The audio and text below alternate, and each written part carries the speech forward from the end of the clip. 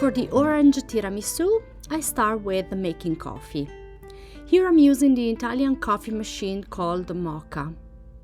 I pour the water at the bottom, then I place the filter on top and I add the coffee.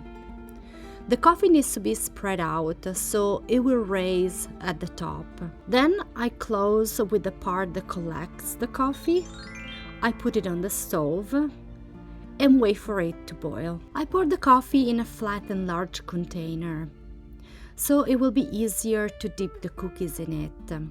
Then I add 1 tablespoon of sugar to cut the bitterness of the coffee. Now to make the pastry cream, I am going to measure 1 cup and a quarter of whole milk.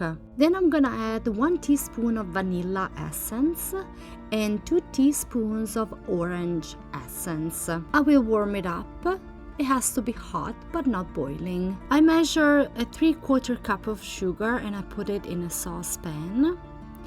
Then I add a 1/4 cup of potato starch. I mix the dry ingredients together to remove any lumps. Then I add 2 whole eggs. I mix the eggs with the dry ingredients, creating a smooth mixture. The orange tiramisu has the pastry cream instead of having the raw eggs. It becomes much richer and safer to eat. Now I add the milk that I previously heat up and I add it in 3 different timings.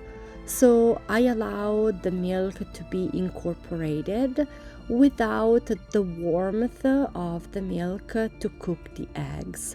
On medium heat, I put the mixture on the stove to thicken up.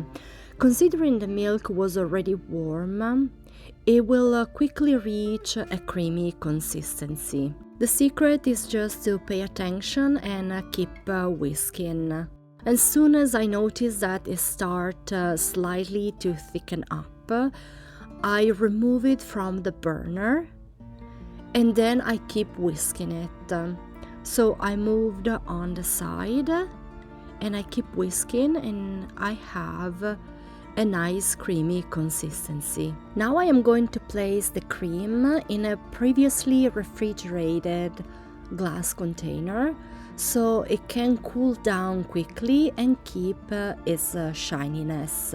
Now with a plastic wrap I am going to cover the cream so I will avoid the film that usually creates on top.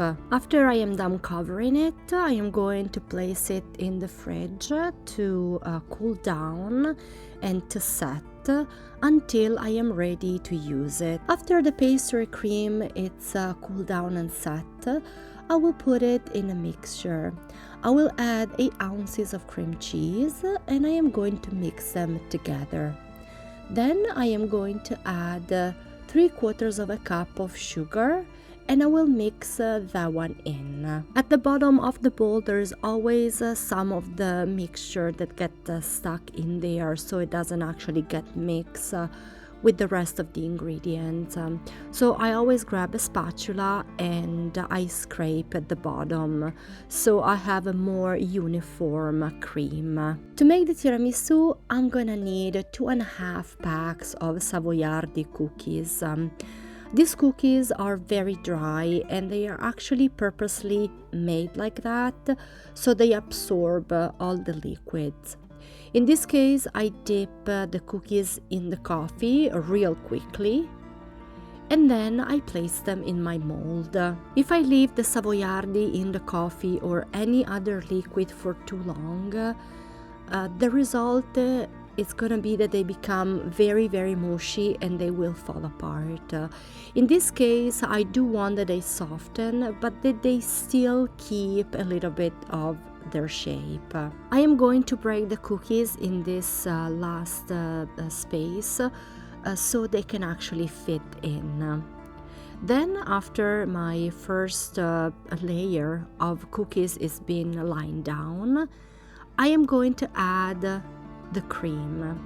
And I will do that alternating cookies and cream until I reach the top. As a final step, I am going to cover the orange tiramisu with unsweetened cocoa powder. I will then clean the edges of my container and cover it with plastic film. As a final step, I will place it in the fridge for 2 hours to set. And here is my orange tiramisu. I hope this video was helpful. Thank you so much for watching.